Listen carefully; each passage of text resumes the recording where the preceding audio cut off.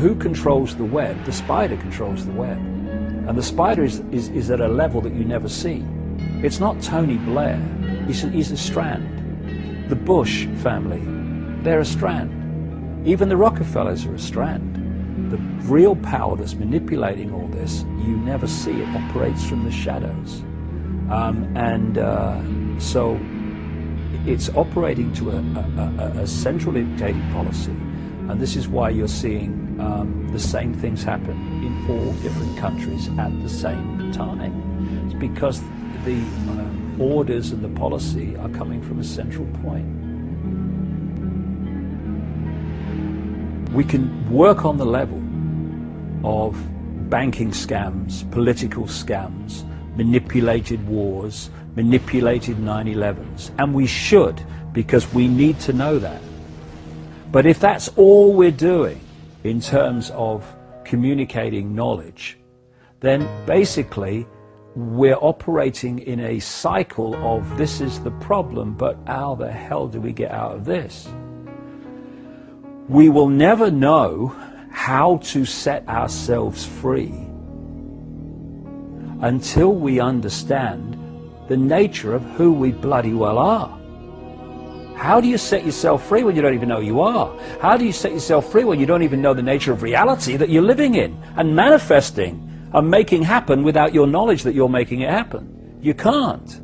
So alongside the information about the 5 sense level of this conspiracy, if you like, we have to just as powerfully, I would say more powerfully, communicate the nature of reality and how we are creating our reality and how we are allowing it to be created for us by having ourselves programmed with certain beliefs, certain perceptions, and all the rest of it all the time. The two must go together, otherwise, we're never going to get out of this.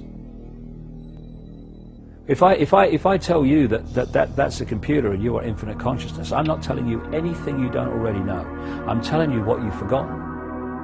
Because what happens is you come into this world and with this knowledge suppressed, it's like someone once said, you imagine you come into the world and someone tells you that 2 and 2 equals 5. Your parents tell you that from the earliest age, 2 and 2 equals 5.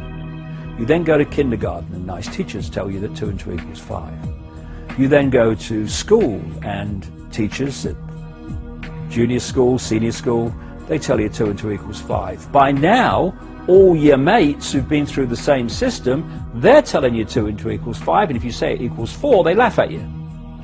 You then go to university, and professors with letters after the name, moustaches, they say 2 and 2 equals 5, Oh, no, it equals 4. No, I've been doing this 50 years. I've met all the best brains in the world. It equals 5.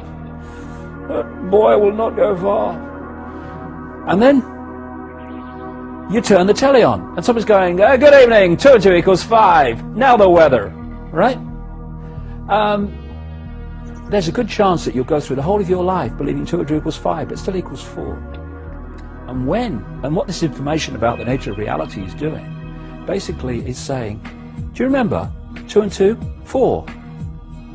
Oh yes! And this is why this has such an impact on people. When they hear it, something goes, this is true. This is true, because they're remembering it. We are in a world in which the vast majority of the population is in an amnesic state.